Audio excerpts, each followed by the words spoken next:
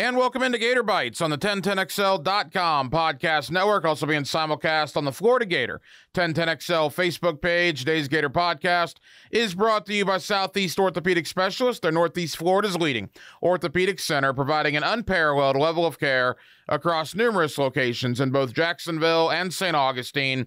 That includes Riverside, Northside, the Southside, the beaches, Fleming Island, and St. John's. He is Denny Thompson. I'm the hacker, Ryan Green, along with Southeast Orthopedic Specialist, Denny, the good folks at George Moore Chevrolet. George Moore. Well, George Moore's just becoming like embedded in 1010. I love it. Love it. You guys are going to see him. Yeah. They're loving the results, so y'all keep going. They're good people, though. You should go see them. Oil change, tire rotation, new car, used car, all that kind of stuff. Go hang out with them, and huge football fans. They've been around forever. There's a reason for that. The Big good folks at George Moore Chevrolet. All right, we're going to talk football. We're going to talk future. But we got to begin with what was probably the biggest win of the Todd Golden era. If it wasn't, it was the second biggest, depending on what you think about the Tennessee win last year. Going into Rupp Arena on a Wednesday night, national television, hitting a three with under 5 seconds to go to force overtime, and then winning the game in overtime. Denny, I said on my show earlier this week, that felt like a Billy Donovan type win. I mean, that felt like it felt in the early to mid-2000s when Florida would have a huge win. I don't know if it'll mean a hill of beans in a week and a half. It could be a completely different conversation. But for the here and now, that felt like something on Wednesday night in Lexington. Yeah, I don't really get on here and act like I know much about basketball. I don't like to talk about things I don't know about. But I will say this, from just watching the game, and we watched it, my son and I watched it, it didn't look like an accident either. No. You know what I mean? Like they were the better team. They answered every shot they needed to answer. There was times in that game, late in that game, where you thought, man, this could get away. Like, if they have a miss here, this thing's over. And they answered every single time.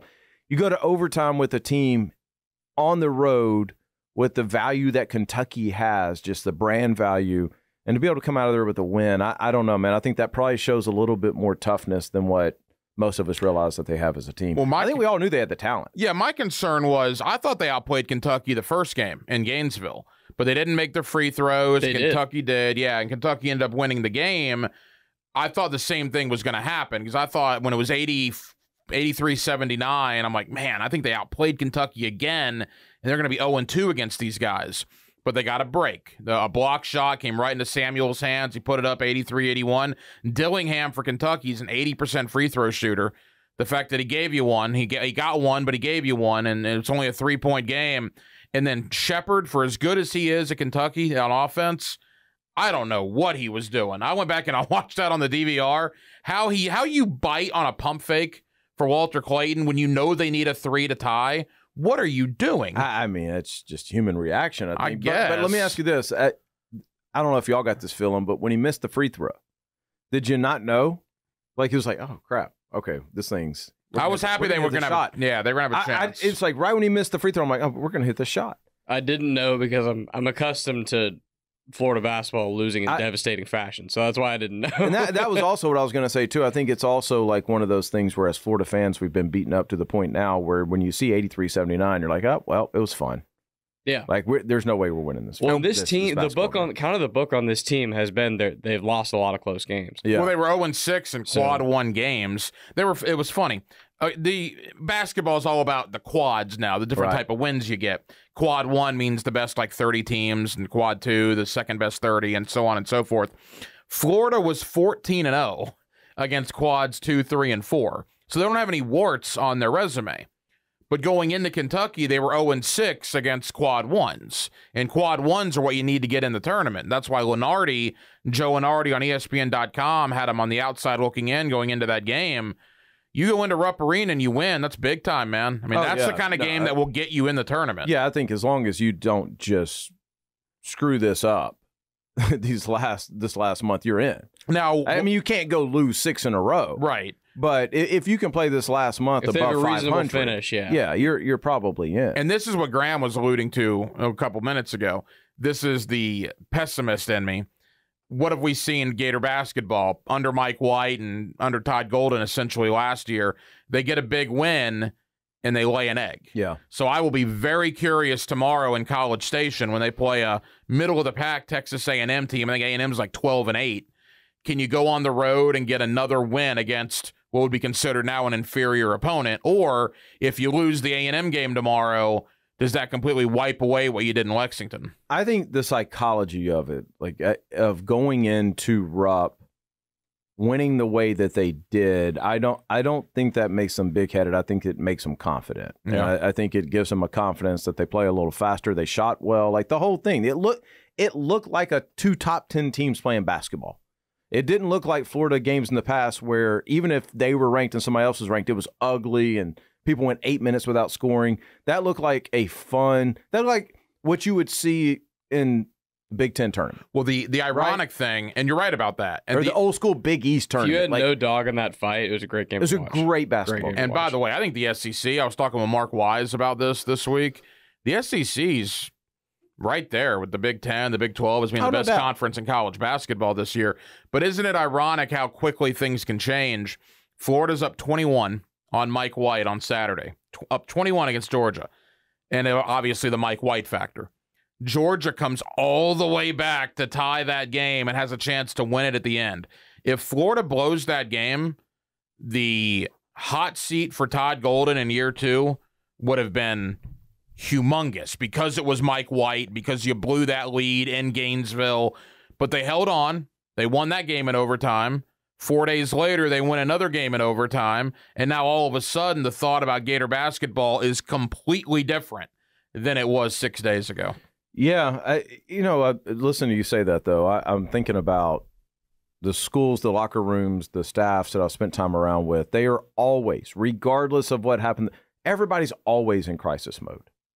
So it's like in my head, I'm thinking, okay, about that. And I'm thinking about kind of the football and like how stressful is it in Gainesville right now to be a basketball or football coach? But the reality is these guys were built that way. Like it doesn't matter if they both won national championships. They're always in crisis mode. I know Kirby Smart, he is not any more fulfilled now than he was 3 years ago. Mm-hmm. So I think it's just the way these guys do. We talk about it being hot seat, all that kind of stuff. I really don't think they think about it. I think they are so desperate to get a win every single time they step on that court that the outside noise is almost, it has to be tuned out. You know, and the one thing, too, with the University of Florida, just the fan base as a whole, obviously when Noah, Brewer, Horford, and Green were doing their thing, the O-Dome was at an all-time high. It was so fun. Right. It was great. It was absolutely great. And we'll never see anything like that again. I mean, that was a once-in-a-lifetime type deal.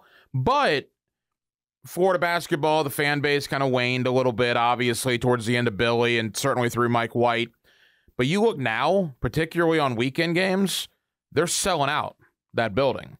There's over 10,000 people in that building. People are starting to care again about Gator basketball. There should be. College basketball is, I think, one of the best live sports that exist. When it's a big game and the place is jumping, it is that one of the best sporting events I've ever been to in my life was a UNF basketball game. When they went to the tournament? When they went to the tournament. They beat South Carolina Upstate, yeah. It is so much fun that those games should be sold out.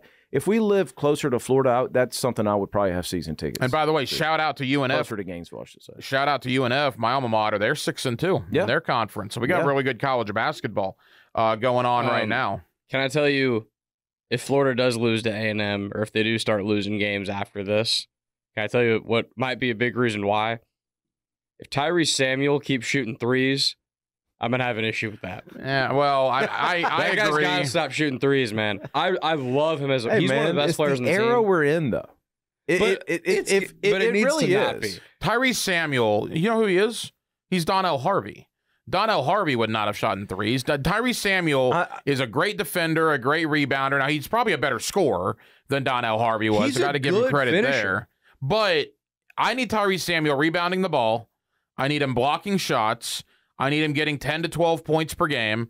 But I agree. I don't need him shooting threes. Man, listen. Okay, so where my facility is on the other side, there's a basketball side. Jim Martin runs a basketball side on the other side. And so upstairs in my office, there's a window that overlooks that side. And I'll sit up there and I'll watch these guys. And he's got the best of the best coming through there. And you'll see guys 6'8", 6'10", all they do is shoot three. Yeah. Like, it's the new, like, when we were coming up, everybody, if you could dunk, you dunked. Now you don't even dunk. You just shoot threes. I just think it's the era we're in. If they give you a little bit of room, take it. Well, and they know to get to the next level in the NBA now. Yep. If you're 6'8", 6'10", You better be this a isn't sharpshooter. 1994. You got to shoot the ball Yeah. That's in great. the NBA. That's great. But when Walter Clayton is having the game of his No, life, no. I shooting understand. threes, and I've got Tyrese Samuel Right. popping from behind the arc instead. And you know what, though? I mean, what are we doing? It's here? very, and it's, like, I agree with you, but it's very easy to say that when you're watching it on your couch. When you're at Rupp Arena and you're wide open and they're just begging you to shoot the ball and you think you can make Well, you it, know what's going to happen. it's He's gonna go hit- drastically different. He's going to hit 4 in a row on Saturday, and Graham's going to jump up like, I knew he Yeah. needed to keep shooting. By the way, I don't like... I always thought he was a good shooter. And I don't like the transfer portal. We've talked about how the transfer portal, I think, is hurting college basketball. But it's the reality of the situation, so let's take it for what it is. Todd Golden did a fantastic job in the transfer portal. With Tyrese Samuel, what's my man from Marshall? Big 7-footer? Hand locked in. Hand locked it. That guy. I like that guy a lot. Walter Clayton and Zion Pullen and all these guys, right? I mean, they are some good players that they got out of the transfer portal. You know what I love about this team, too? And the first time I watched them, I noticed it, is with those portal guys, they are so much taller. They're big, yeah. How many seasons did we watch a Mike White team go up against whoever, and it's like, these dudes are just short, man. It just felt like they were, and rebounding, it just felt like they were always just smaller. Yeah. Smaller is the better way to say it. Not shorter, just smaller. Yeah, they were Like, small they human beings. look like they were 2 to 3 years younger Yes. than everybody else. You they got were 3 playing. legit bigs on this Yeah. team with Han Lockton, with Samuel, and with Condon. You got 3 bigs that can compete against anybody in the country. And last year, after Castleton left, They had nobody. it was like, oh my God, who in the world is going to be a big on this team? Yeah. And now they're one of the deeper teams in the SEC in terms of bigs, man. So you got to give Golden credit. And by the way, Mike White's done a pretty good job in the transfer portal with Georgia. They got some dudes there too. But it's the way it works. And you know, starting to move the conversation into football now, and we talked about this briefly a couple of weeks ago. The transfer portal in basketball, to me, has changed the sport. Do you ever think we're going to get to the point where the transfer portal in football is going to change the sport, or do you think we're already there? Oh, we're already there. Yeah. No, we're already there. I mean, we are in an era of college athletics that is the new normal. Like, this is what it's going to be. You watch the last college football game in the way that you have consumed college football a couple Mondays ago. Like, this coming year is the start of the growth of college football like we've never seen. Like, in the South, it's always been a big thing, but when they expand these playoffs and when you start looking at these schedules and you do a deep dive into what these football seasons, it looks very similar to the NFL now. And I think the sport in places outside of the South is about to absolutely blow up. All right, to that point, I want to throw something at you that I saw. Before we get there, Southeast Orthopedic Specialist brings you Gator Bites here on 1010XL's Facebook channel and the podcast network for the highest quality care. You can rely on Southeast Orthopedic Specialist for any orthopedic injury or concern. You can log on to their website by going to se-ortho.com, and you can listen for Southeast Orthopedic Specialist, the good doctor, Kevin Murphy, on Thursday mornings in the 7 o'clock hour with Jeff and Dan right here on 1010XL for his weekly analysis of injuries in sports. Also, the good folks at George Moore Let me tell you, Chevrolet. I'm a little bit, this isn't a good moment for me and George Moore right now, because Hicken is going to pick up a truck from George Moore today. Is he? Yeah. Wow, good for Dan. Yeah, and Justin, let's get this going, dude. Like, I need to be picking up a truck right after Hicken. It's funny you mentioned that. I got about 140,000 miles on my car. Maybe I'm going to go see Justin as well in the near future. Come on, Justin. Yeah, Gator Bites, Justin. Hook us up, me and Danny. All right, so you mentioned college football coming up this year. Although I do think Hicken's paying for his. So, but anyway, go ahead. Well, we'll talk. Never mind, Justin. And so we'll talk about college football this year. It's going to start August 24th. It's going to end January 20th. You're going to have 5 months of college football with the playoff. It is going to be the craziest, probably the greatest college football season we've ever seen. But I did get a kick out of this. Now, I'm not sure what week this is exactly. It's one of the weeks of the regular season. Here are some conference matchups around the country on the same Saturday. You got the big ACC tilt between SMU and Duke. Another ACC battle between Wake Forest and Stanford. In the Big 12 that week, West Virginia takes on Arizona. BYU travels to Orlando to play UCF. Nothing says Big 12 football like Cincinnati against Colorado. And finally, in the Big 12 that week, Utah takes on the Houston Cougars. In the Big 10 that same Saturday, Illinois travels to Eugene, Oregon to take on the Ducks. That historic Big 10 matchup between Rutgers and Southern Cal. And again, in the Big 10, Washington at Indiana. And then finally that week in the Southeastern Conference, Oklahoma takes on Ole Miss in that historic rivalry in the SEC with Texas and Vanderbilt. All conference matchups. If you're telling me you're not going to be watching Oklahoma Ole Miss, of all those, that's the one, right? Yeah. But how weird is historic that rivalry, Danny? How weird is that going to be? No, it is weird. It is weird, but that's what I was saying. I think it's becoming more like the NFL. You look at that, there's no rhyme or reason. It's just football being played, right? It's we're fulfilling TV contracts by putting football together, and we've got all these different regions playing each other that haven't played each other in the past, and it is what it is, man. Like I know it's a Gator podcast. I probably shouldn't say it this way, but it's to the point. I have been programming Carson Beck's offseason the last week, and when I say offseason, it's not just like, hey, we're trying to get to next season. No, for him. By the way, we work like Denny Thompson, 6 points. We have new audience all the time. Right. Denny trains quarterbacks. He does it for a living. He's very good at it. By the way, Brock Purdy. Yeah, man. Has been one of your guys. The guy's playing for a Lombardi Trophy next week. Denny trained him. But you are the quarterback coach, if you will, for Carson Beck. Carson's like 50% of my job this year. Yeah. And so when we're programming this thing out, like we have to look at from now until the end of his rookie season now, because the college football season is so long. If you look at it, he's got like, these summer camp, like the Manning Passing Academy, stuff like that. And then you start football in August, and he's probably not going to get done until February, close to February. He starts draft prep. He's got Senior Bowl, if I'm assuming he'll get an invite. Then he's got Combine. So now we're late February. Then he's got his pro day in March. And he's got the draft in April. And then he's got to report to his new NFL city in May. Yeah. So when you look at these, that's the one thing I don't like about this. The one thing I don't like about it is we're putting guys at risk in that. We're putting guys in risk of having to go. Absolutely no break. There's no break for 2 years, because then after that, you got to play a full NFL season. Right. And so that's the only thing that I look at. But if you can get past that, man, I think this is long term for old school guys like us. We want to see the rivalries, and you will see some of them. But I think long term, there's so many new situations that you're going to see. It's going to keep the game fresh. I mean, it's going to be great. I can't wait for it. It's going to be the best college football season ever. SMU in the ACC is still wild to me, though. Like that, we've got a guy at SMU. Yeah. It just signed there.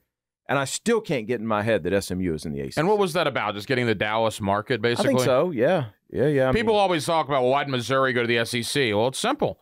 The SEC wanted St. Louis and Kansas City. Yeah. It's all about TV markets. Look, that's why, Florida State fans and Clemson fans, you don't like to hear this, but would the SEC take them? Yeah, they probably would, but I don't know if they were as high on the priority list as some might believe. I mean, what do you really get with Florida State? You don't get a TV market with Florida State like you do with A&M or like you do with Missouri or anybody like that. I mean, you obviously get the prestige and the program and the name value and all that, but it's about television sets. It's about people watching and getting into these markets. Imagine having this conversation 30 years ago. Oh, my gosh. I mean, just the world we live in college athletics is so different. Nobody would have even thought to have this. The thought of breaking up at the time, Texas A&M, Oklahoma, Nebraska, would have been so, and then at some point it became okay. Mm-hmm. And then that became okay, and now we've just opened it completely up to where TV controls everything. And it was like college football was the last thing. It felt like the last thing to go there, but it's there now. There's going to be a ton of money. There's going to be a ton of viewing options. You're going to find yourself looking at this thing like, I can't wait for college football season. Yeah, and again, the SEC moves. They're on ABC and ESPN. I've seen CBS now starting to promote their 3:30 Big Ten game in the fall. Good luck. There's plenty in our part of the country. Good luck. There's plenty to go around. There is, but you could tell when they signed off the SEC title game in December with Nessler and Danielson, and they did that video package. You could tell that got him in the feels, man. I mean, that obviously you don't want to lose the SEC, but right? I mean, dang, if you're going to lose the SEC, the Big Ten is a pretty good. Big Ten's just the consolation prize, I would think. Yeah, it's the only other conference. Basically, yeah. I mean, yeah. because we'll see what happens with the ACC and the Big 12 moving forward.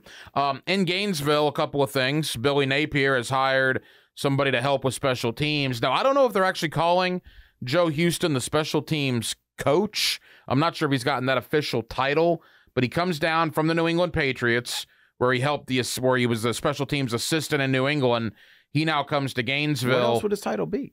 I consultant or something. I don't know if he has the title. He might very well. I don't know. It just doesn't say it here in the story. But regardless, Billy Napier is getting help with the special teams, which to me shows growth on his part, that maybe he realizes now he has too much under his control and needs to relinquish some of those duties. Well, I just kind of assumed this was a special teams coordinator when the hire was announced. I didn't think of it as a consultant or something. I mean, it needs to be an on-field.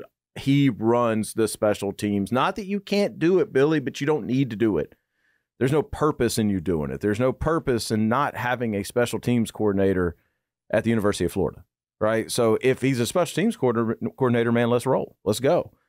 Just, I don't know. I think you have to, if you're Billy Napier, there's a line where you control your own destiny, so you're going to go out believing what you believe and doing what you do. But at the same time, like, this is common sense, right? I can hire a special teams coordinator. I can take that off my plate. I can tell him what I would like to achieve special teams wise, and then let him do it. Mm-hmm. It's different than the OC. Yeah. Right? It's completely different. So yeah, don't have a guy line up over the ball and get a personal foul. Well, I think it shows growth as long as this guy is going to be coordinating the special teams. Now, Billy Napier, it's February. I mean, he's going to call plays again. They have not hired a coordinator. Right? I don't blame him for that. Well, he got grief for that last year. I know, but if I'm in his situation and I know, I mean, I think he probably has a pretty good idea this year means everything. I'm controlling my own destiny too. I am not going to bring an offensive coordinator in when I have a returning quarterback who's used to the language, who's run the offense. Man, we are going to try to keep that as much the same as we possibly can.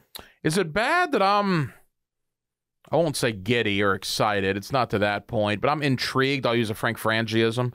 I'm intrigued with Graham Mertz going into 2024. Why wouldn't you be?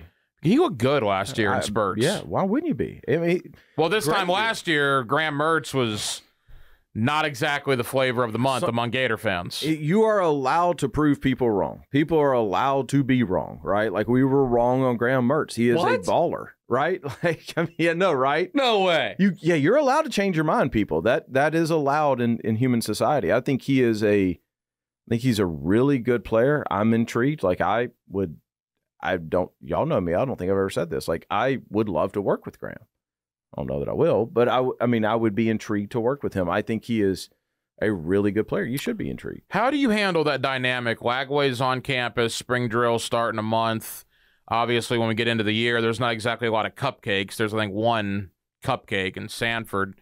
Between Mertz and Lagway, is that even a competition in the spring? Do you want to get Lagway reps in the fall? How does that work? Yeah, it's not a competition. I think you have to look at this as how much can we play DJ next year that causes the most confusion on the other side for the team. Like, how much can we throw on film that they have to spend an extra day working on Lagway packages? Well, I got buddies telling me, well, you don't want to play in more than 4 games, you lose a red shirt. I got news for you. DJ Lagway ain't staying in Gainesville longer than 3 years anyway. Listen, this red shirt stuff for these 4- and 5-star guys, y'all can let that go. Right. I mean, these guys are going to, because if they red shirt, it's going to be a medical red shirt down the road. You can go look at the history on this. I don't know where that red shirt really matters. I mean, you could say it with Carson, but Carson would still have this year because the COVID year.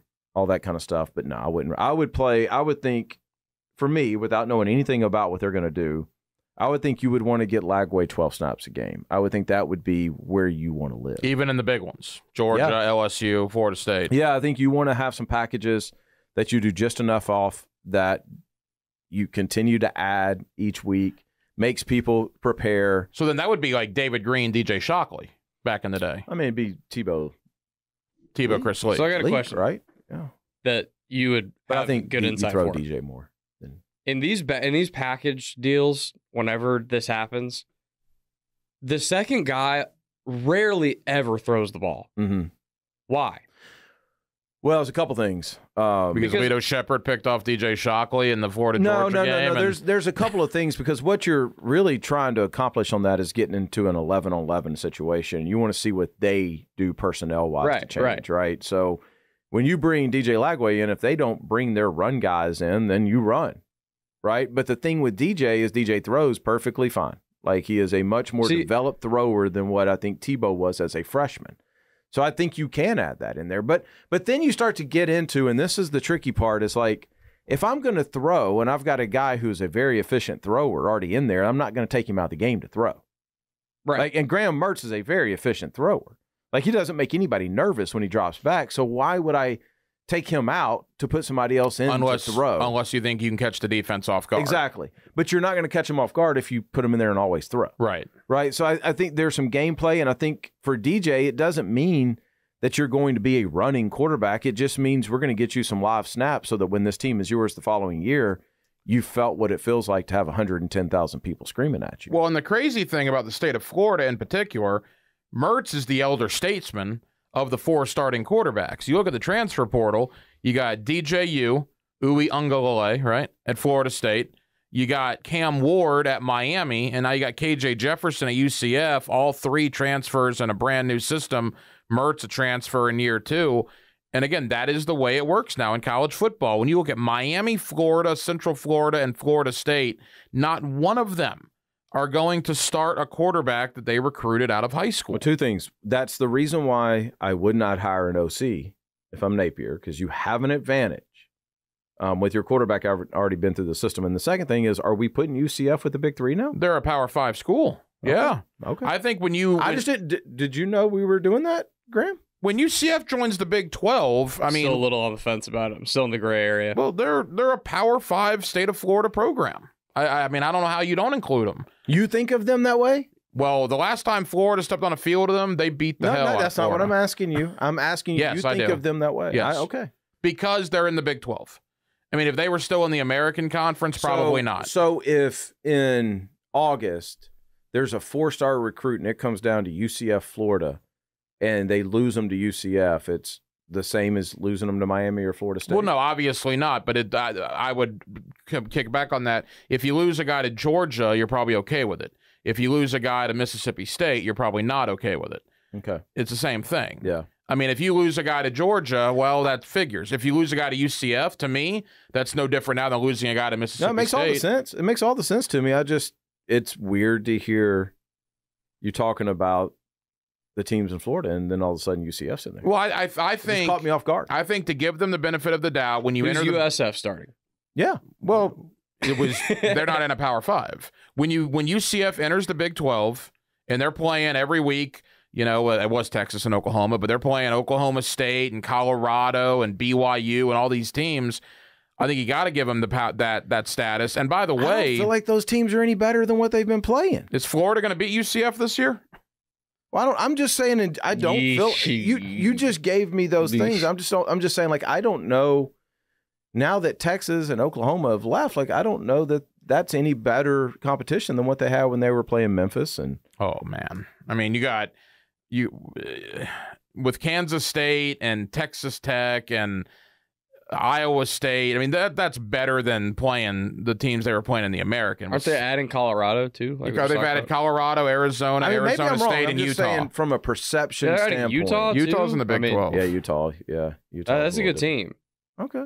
It took a step down, obviously, with Texas and OU leaving. Yeah, I mean, but the Big 12 is a reputable Power 5 conference. It's somewhere in between what they were playing and what Florida's got to play. I feel like the Big 12 is thought of largely the way the American was thought of 3 or 4 years ago. Who's a better conference, the Big 12 or the ACC coming into the year? Yeah, I was about to say that same thing. They're close. Y'all, I'm going to just be completely honest with y'all right now. Like, if the ACC didn't have the name brands that they have, I would be with y'all. But I just don't. I think there's SEC, Big 10, ACC, and then I think everything else is thought of largely as. To me, the ACC, outside of Clemson and Florida State, I mean, that conference is awful. Awful. Okay. I mean, they're awful. Okay. I'm with Hack on this. It's pretty bad. I mean, it's not like it's not like they're oceans better than the Big 12. No, they're the not same at all. They're the same conference. Yeah. With the They're the exception same of conference, but they've got people who can compete for a national championship. No, they have 2. What does the Big 12 have? They have Utah. Utah has never competed for a national championship. They've been in the Rose Bowl pretty consistently. But they have never. You're going to say they're Miami, they're Virginia Tech, they're Florida State, they're Virginia Tech. Virginia Tech has played in a national championship game. 20 years ago. Utah has never. Well, okay. Never. All right. Colorado won a national We're championship. talking about blue brand. What are we doing blue here? blood football here. All I'm right, with Hack. I'm with Hack on this Colorado's one, better Dave. than Tech. I'm with Hack here, You're telling man. me Clemson, Florida State. I'm telling you, Miami- when you throw Virginia Tech at me, Yeah, that Colorado has won a We had- national title. If you got to put Virginia Tech in there, we're reaching. Go all the way through both conferences. Then go all the way through both of them. What I'll give you is the top 2 in the ACC are better than anything the Big 12 has to offer. Man. That's the truth. Does Florida State go to Utah and beat them? Come In Salt Lake on. City? I'm saying from a program Last like year- year to year Last year they perspective. probably do, but moving forward, Yes. man, this is the new college football. You just sat here and said, "Oh, it's new college football," No, but I you have love the it. same old mindset. No, I don't. When it comes to UCF No, and I teams don't. like I that, have the brand new mindset that is, y'all. The Big 12 is not gonna. hey, it's a Power 5 It's conference. the equivalent But in the of last- the best group of 5 conference. In the what last they were a couple 15 years, years, the ACC does have 3 national championships, and the Big 12 has none. Even if you did count Texas and OU. So That's fine, but again, that's Clemson and that's Florida State. Right, That's what I right. said. But that's what I'm saying. Those But they two don't have them. those two are they better don't- than anything the Big 12 has to offer. After that, it's all who's the same. Big 12? I mean, I guess Oklahoma has made the football playoff. Texas, but they're gone now. Texas made the gone now. playoff this Yeah. year, yeah. Has anybody else? In the Big 12, Yeah. no, it'd be TCU. TCU did, yeah. Oh, Oh, They made- 63-7, but they were there. They made it. they won one game. They beat Michigan. Yeah. Yeah, they beat Michigan. I don't know. Maybe it's me. I just don't. I don't know, man. I just. Did Baylor? Baylor never played the playoff. They had a No. Heisman Trophy winner, but they Yeah. never. But I just think I agree with you that in the top of the conference, Florida State and Clemson are better than anything the Big 12 now has to offer with the other 2 schools leaving. But after that, dude, these are the same teams, man.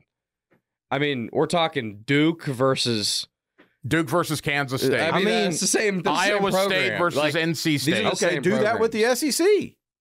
The do SEC that- goes a lot deeper. Do than that with the bottom 8 teams of the FCC. Compared to what? The bottom 8 teams of the SEC compared to the top 8 teams? No, of do what you were just doing. Like, Okay. I mean, so Florida plays Kansas State last year. Who wins? Yeah, that's a good point. And but you're Everybody's top heavy. You're making my point for me then. If Everybody. you're- No, my point is everybody's top heavy, and your conference is only as good as your best 2 or 3 teams. But Florida's period. the SEC is top heavier. Yeah, I don't Maybe know how I don't know how we got here about UCF. I was simply making a point Well, just because about I- KJ Jefferson. Just because, I mean, the reality is every conference is about the best 3 teams. And I just don't think, like, when you look at the Big 12, their best 3 teams aren't what everybody else's best 3 teams are. And I guess my point is, if and getting back to UCF, if that game is played tomorrow between UCF and Florida, are you 100% confident Florida's going to win that game?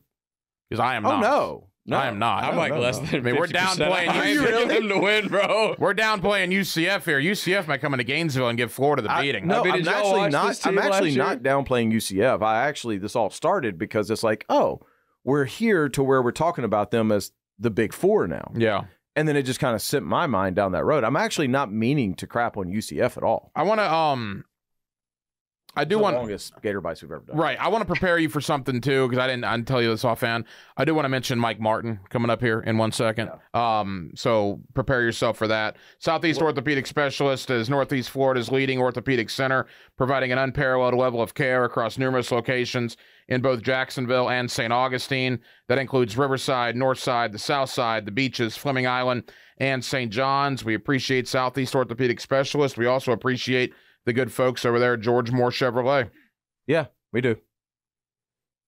That's all I you mean, get. I've already talked about them twice. What do y'all want me to do? All right, I'm just saying. Go buy a car. Go get your car serviced. I do my job. I tee you up. Justin, I tee him up, and that's what he gives you. Justin, so. I mean, 3 times in 30 minutes is excessive. That depends what you're talking about. But, yeah, normally in this line of work, I'm the worst marketing person. All right. Before we get to Mike Martin, 'cause I think we got to at least mention him. It was a sad day at Florida State yesterday, and I got a personal story about Mike Martin. Quickly, Billy Napier, as we wrap up our Gator portion of this, we've killed the guy for not doing well in the portal. We've killed the guy for, losses and things going wrong.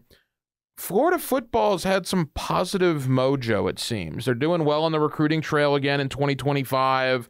They've gotten a couple of transfers in they didn't expect to get in, like Jameer Grimsley, the corner out of Alabama, Robinson, the big D lineman who had originally signed with Texas and is now coming to Florida.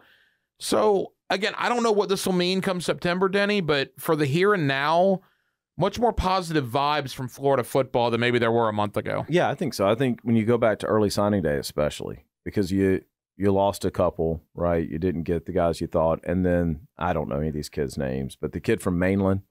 Oh, L.J. McCray. Yeah, he didn't sign initially, and you thought, there's no way he's coming to Florida. But they end up saving that guy. They end up I mean, it's there's some interesting stories about that. Yeah, but the bigger point is the sun still came up on Florida football. We're here, not every recruit left. They took some hits in the portal, but they also seems like they addressed some needs in the portal. So, I'll give Napier credit. They are continuing to recruit at a high level. They're not listening to the outside noise. They're sticking to the plan. It looks very much the same from a strategic standpoint now that it did when he came in, which it has worked from the beginning from a recruiting perspective. So they're still working hard, man. And I think in that staff's eyes, they think they're going to be there for the next 10 years. So let's build something. Yeah. Look, again, if we're going to kill the guy for bad things, That's right. You got to give him credit when the good times, and it has been good, at least over the last month and a half. We lost a sports icon in the state of Florida earlier this week, Mike Martin. 44 years, I believe he was at Florida State. 40 of those as the manager at Florida State. The guy won almost 3,000 baseball games. That's unbelievable. And when I lived in Tallahassee for the first 11 years of my life. My mom got transferred over here after I was in 5th grade, right before my 6th grade year.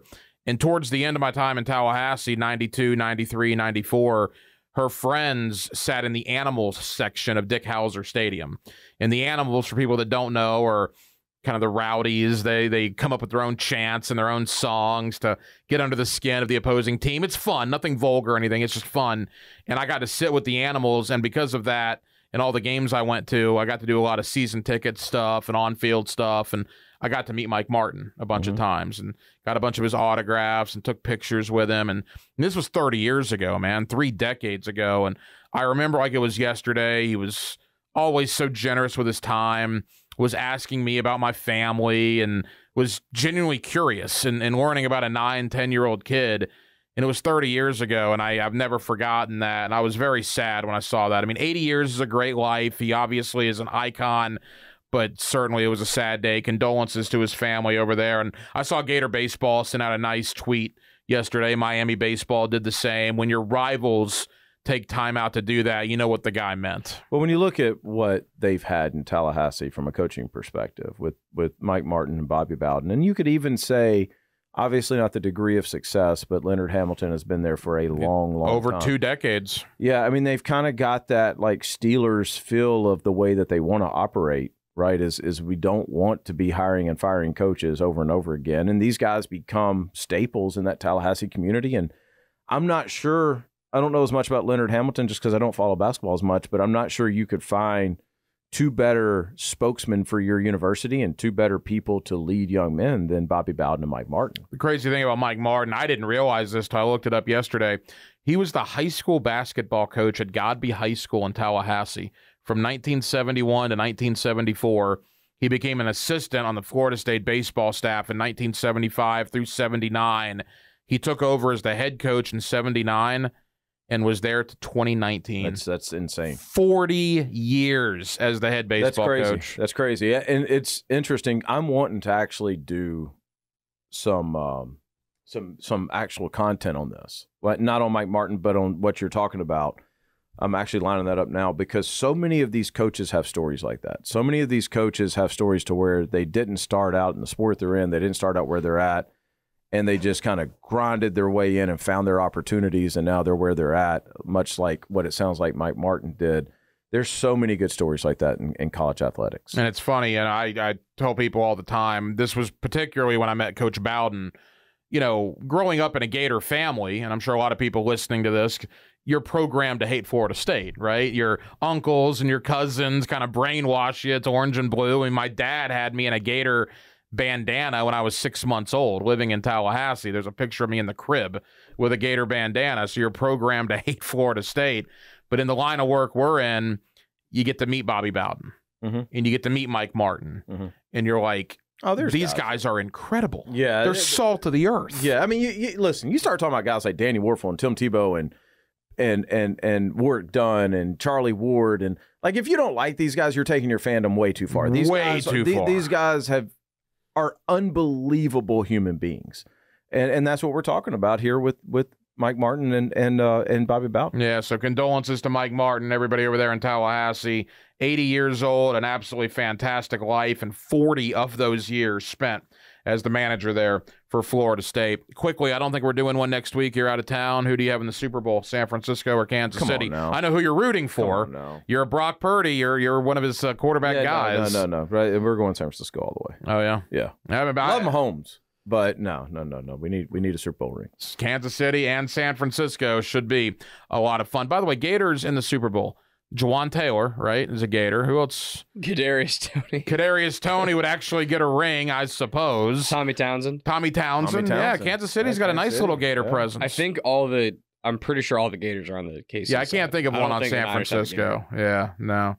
But Jawan Taylor's had a nice little year. Tommy Townsend is one of the best punters in football. So didn't Brock Purdy grow up a Gator fan? I don't know that. Did he? On his Instagram and like his old pictures, he's got Gator stuff on. Really? Yeah. That's interesting. They have some family connections down here. So when they come down here and train, they've got a family friend, real close family friend that lives here. So I don't know. I don't know the answer to that. He is Denny Thompson. That is Graham Marsh. I'm the hacker Ryan Green. Thank you for watching and listening to Gator Bites. 1010XL.com and the Florida Gator 1010XL Facebook page.